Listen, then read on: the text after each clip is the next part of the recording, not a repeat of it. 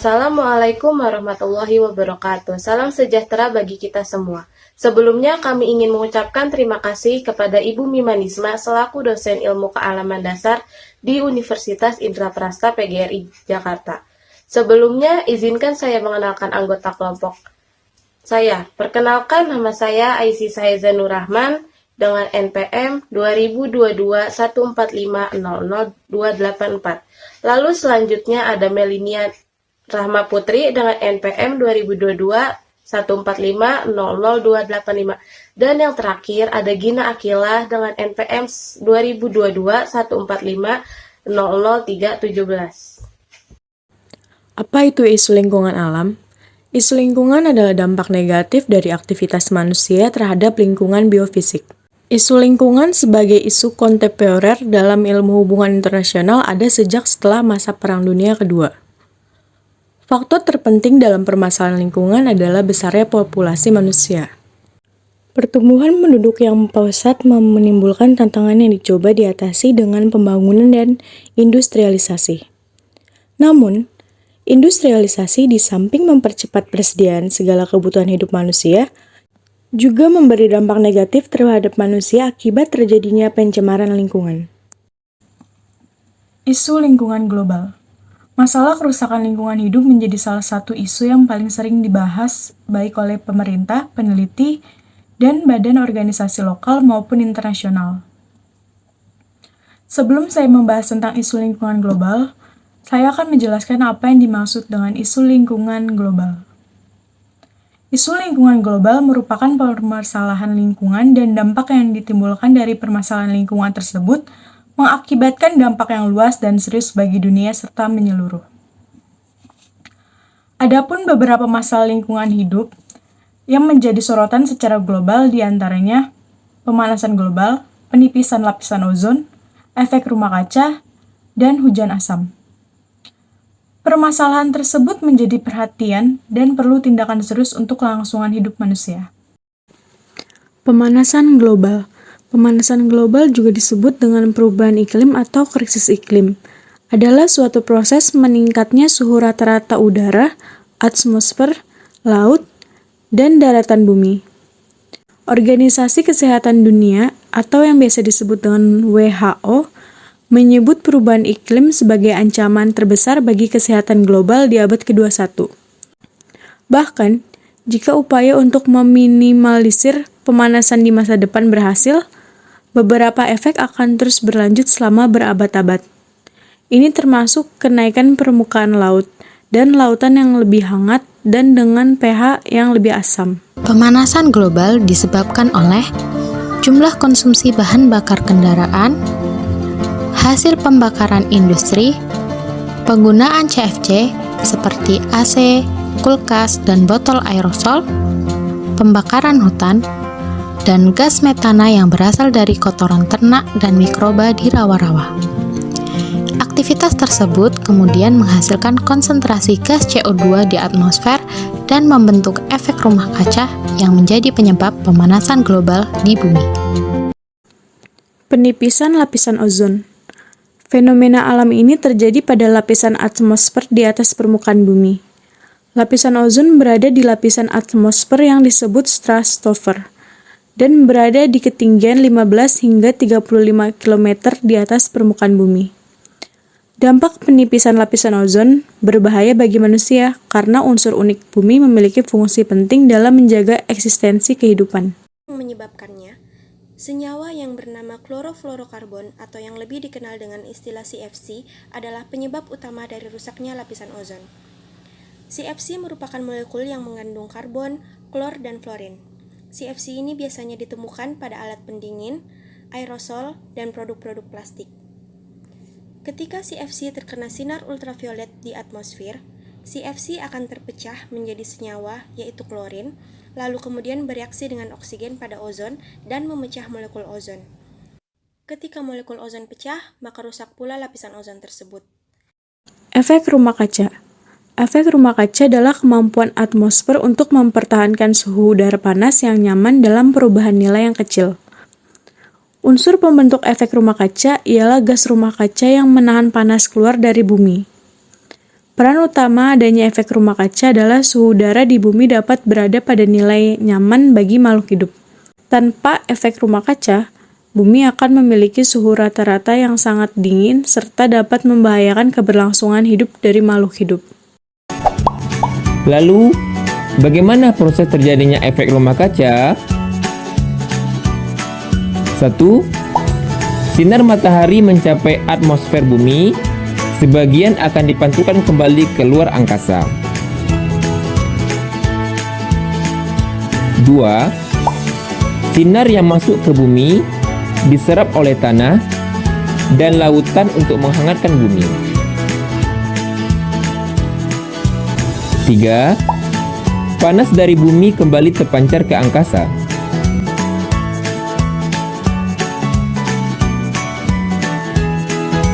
4. Panas yang dipancarkan ini terperangkap oleh gas rumah kaca di atmosfer. 5. Aktivitas manusia seperti membakar bahan bakar fosil, pembukaan lahan pertanian dengan dibakar, juga meningkatkan jumlah gas rumah kaca yang dilepaskan ke atmosfer. Keenam, akhirnya menyebabkan suhu bumi meningkat yang menyebabkan pemanasan global. Hujan asam. Hujan asam diartikan sebagai segala macam hujan dengan pH di bawah 5,6. Hujan secara alami bersifat asam, yaitu pH sedikit di bawah 6. Karena karbon dioksida atau CO2 di udara yang larut dengan air hujan memiliki bentuk sebagai asam lemah. Hujan asam disebabkan oleh belerang atau sulfur yang merupakan pengotor dalam bahan bakar fosil serta nitrogen di udara yang bereaksi dengan oksigen membentuk sulfur dioksida dan nitrogen oksida.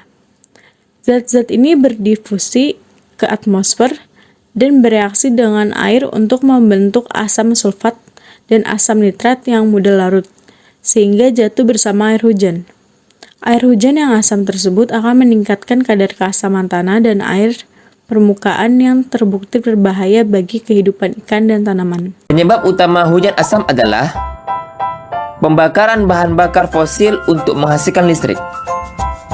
2/3 dari sulfur dioksida atau disingkat dengan SO2 dan 1/4 nitrogen oksida atau disingkat dengan NOx di atmosfer berasal dari pembangkit tenaga listrik.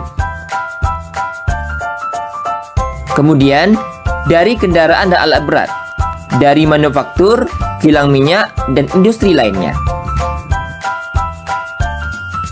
Hujan asam terjadi ketika SO2 dan NOx menguap ke atmosfer. Selanjutnya, partikel ini diangkut oleh angin. SO2 dan NOx bereaksi dengan air, oksigen, dan bahan kimia lainnya untuk membentuk asam sulfat dan asam nitrat, dan akhirnya jatuh kembali ke bumi.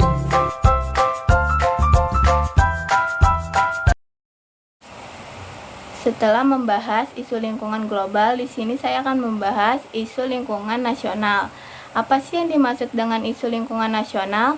Isu lingkungan nasional merupakan perusakan lingkungan yang akibatnya dapat dirasakan cukup luas. Dan perusahaan lingkungan tersebut berasal dari ulah manusia atau secara alami. Nah, contohnya di negara Indonesia banyak terjadi perusakan lingkungan yang mengakibatkan tidak seimbangnya ekosistem di alam. Solusi mengatasi pencemaran air. Yang pertama, mengolah limbah sebelum dibuang. Kedua, menggunakan deterjen yang ramah lingkungan. Ketiga, tidak menggunakan pestisida, bom ikan, dan lain-lain yang dapat merusak ekosistem air. Lalu, solusi mengatasi pencemaran lingkungan darat. Yang pertama, menggunakan pupuk serta obat pembasmi hama dengan sesuai. Kedua, penghijauan serta melakukan penanaman pohon. Ketiga, penanggulangan limbah industri. Lalu, solusi mengatasi pencemaran udara. Yang pertama, mengurangi penggunaan kendaraan bermotor, misalnya dengan memilih berjalan kaki atau bersepeda. Kedua, menanam lebih banyak pohon atau tanaman di tengah kota yang berguna sebagai paru-paru dunia. Ketiga, apabila mendirikan pabrik industri, sebaiknya jauhi dari pemukiman dan asapnya dibuat cerobong asap. Contoh isu lingkungan nasional terjadi sangat banyak. Yang pertama itu ada pencemaran lingkungan di perairan. Contohnya seperti pembuangan limbah industri ke sungai. Kedua, kebocoran minyak lepas pantai. Ketiga, penggunaan bom laut atau pukat yang dapat merusak terumbu karang. Lalu ada pencemaran lingkungan darat. Yang pertama itu ada penggunaan pupuk kimia berlebihan. Kedua, penambangan liar. Ketiga, kebocoran reaktor nuklir. Lalu di pencemaran lingkungan udara ada kebakaran hutan, asap pabrik, dan asap kendaraan bermotor. Pertama, ada deforestasi. Deforestasi merupakan pengubahan area hutan menjadi lahan tidak berhutan secara permanen untuk aktivitas manusia. Secara tidak langsung, deforestasi mengubah fungsi hutan yang awalnya untuk pelestarian lingkungan serta ekosistemnya menjadi kepentingan manusia. Lalu mengutip dari situs World Wide Fund for Nature atau bisa kita singkat menjadi WWF, hampir sebagian besar aktivitas deforestasi ditujukan untuk membuka lahan produksi pangan. Contohnya seperti pembukaan lahan untuk peternakan, pertanian, serta perkebunan. Tanpa disadari, dengan melakukan deforestasi, kerusakan hutan dan bumi semakin di depan mata. Penyebab langsung deforestasi biasanya berkaitan dengan aktor yang melakukan deforestasi itu sendiri, seperti konversi hutan alam menjadi perkebunan kelapa sawit, konversi hutan alam menjadi hutan tanaman industri, aktivitas HPH, pertambangan, dan lain sebagainya. Sementara untuk penyebab tidak langsung, biasanya berkaitan dengan hal-hal yang berbau kebijakan, baik itu di tingkat nasional, provinsi, ataupun daerah seperti RT RW, rencana kehutanan, dan lain sebagainya. 2. Ada kebakaran hutan dan lahan. Kebakaran hutan dan lahan atau bisa kita sebut karhutlah adalah suatu peristiwa terbakarnya hutan atau lahan baik secara alami maupun oleh perbuatan manusia, sehingga mengakibatkan kerusakan lingkungan yang menimbulkan kerugian untuk ekologi, ekonomi, sosial budaya, dan politik. Sedangkan dalam definisi Kamus Cambridge, kebakaran hutan, kebakaran liar, atau kebakaran perdesaan adalah api yang tidak terkendalikan di daerah memiliki vegetasi yang mudah terbakar. Dampak yang dapat disebabkan dari kebakaran hutan dan lahan. Pertama, ada menyebarkan emisi gas karbon dioksida ke atmosfer. Kedua, terbunuhnya satwa liar dan musnahnya tanaman baik yang dikarenakan kebakaran, terjebak asap, atau rusaknya habitat. Ketiga, menyebabkan banjir selama beberapa minggu di saat musim hujan dan kekeringan di saat musim kemarau. Keempat, kekeringan yang ditimbulkan dapat menyebabkan terhambatnya jalur pengangkutan lewat sungai dan menyebabkan kelaparan di daerah terpencil. Lalu kelima, ada musnahnya bahan baku industri perkayuan, mebel, atau furnitur. Keenam, meningkatnya jumlah penderita penyakit infeksi saluran pernapasan atas atau yang bisa disingkat ISPA dan kanker paru-paru. Ketujuh, ada asap yang ditimbulkan menyebabkan gangguan di berbagai segi kehidupan masyarakat antara lain pendidikan, agama, dan ekonomi. Lalu kedelapan, ada musnahnya bangunan, mobil, sarana umum, dan harta benda lainnya. Ketiga, ada limbah industri. Limbah industri merupakan sampah industri yang dihasilkan dari proses manufaktur atau industri. Limbah ini memiliki berbagai jenis tergantung dari produk industri yang dihasilkan. Setiap limbah yang dihasilkan oleh industri memiliki senyawa, partikel, bahan berbahaya, serta beracun yang dapat berdampak pada lingkungan, manusia, serta makhluk hidup lainnya. Dampak yang dapat disebabkan dari limbah industri. Pertama, bagi lingkungan. Limbah industri memiliki dampak yang vital, salah satunya adalah berimbas pada lingkungan. Limbah secara garis besar berpotensi untuk mencemari lingkungan baik air, tanah, maupun udara. Udara yang kotor dan tercemar akan merusak kesehatan paru-paru dan mengakibatkan masalah kesehatan bagi makhluk hidup yang terpapar. Kedua, bagi kesehatan. Masyarakat Indonesia masih sering menggunakan air tanah sebagai sumber air bersih. Apabila air tanah tercemar, maka berbagai masalah kesehatan pun akan muncul. Lalu ketiga, limbah membuat lingkungan menjadi kotor. Lingkungan yang kotor akibat adanya limbah industri juga merupakan dampak negatif yang tidak dapat dikesampingkan. Lalu, sampah yang menumpuk dan tidak dikelola dengan benar akan membuat lingkungan menjadi kotor. Yang terakhir, isu lingkungan lokal. Isu lingkungan lokal merupakan hal yang sangat mudah dilihat bahwa Indonesia masih mempunyai kesadaran yang rendah terhadap isu lingkungan, terutama masyarakatnya yang kebanyakan masih terlalu terfokus pada usaha untuk bertahan hidup dan mendapatkan kehidupan yang lebih layak secara ekonomi, sehingga mereka melakukan segala upaya untuk mendapatkan uang lebih, meskipun hal ini berarti mereka harus mengancam lingkungan dan alam. Kegiatan ini sudah berlangsung selama bertahun-tahun, dan kini masyarakat mulai merasakan imbas atas apa yang mereka lakukan terhadap alam. Berbagai macam isu lingkungan muncul di berbagai wilayah di Indonesia, dan tentu saja banyak masyarakat yang merasakan deritanya, baik secara langsung maupun tidak langsung, atas kerusakan alam yang terjadi di wilayah mereka. Kini banyak peristiwa yang membawa derita yang harus dialami oleh banyak orang di daerah asalnya masing-masing.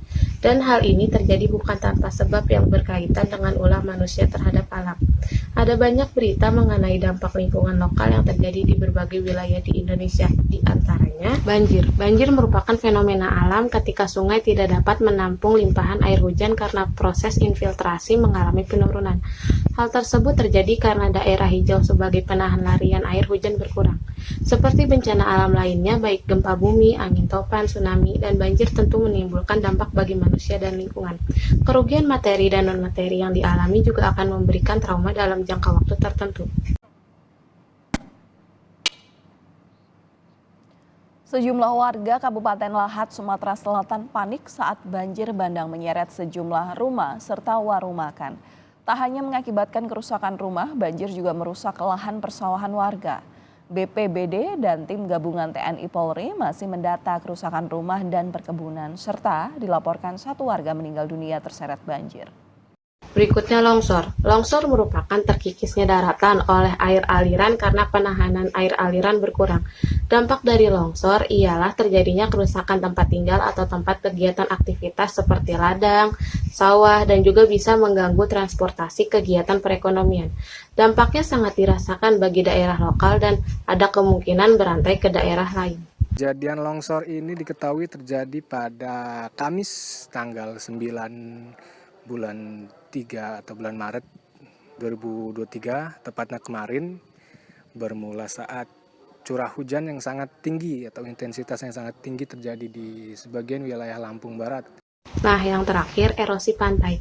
Erosi pantai atau yang sering juga disebut dengan abrasi pantai merupakan pengikisan daratan pantai akibat aktivitas arus, gelombang, dan pasang surut air laut.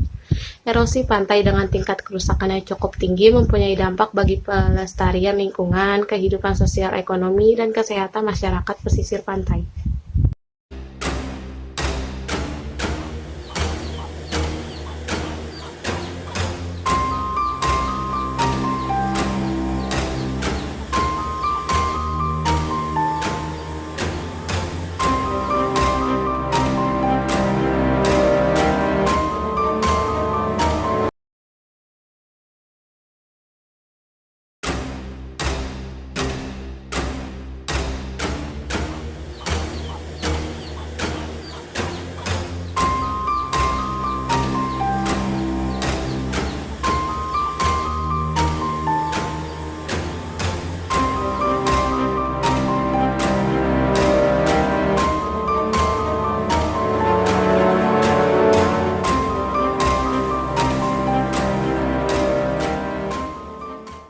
Kesimpulan dari kelompok kami berdasarkan penjelasan sebelumnya dapat disimpulkan bahwa semua isu lingkungan baik secara global, nasional maupun lokal yang telah menjadi pembicaraan umum semua lapisan masyarakat ini merupakan hasil keteledoran semua masyarakat itu sendiri.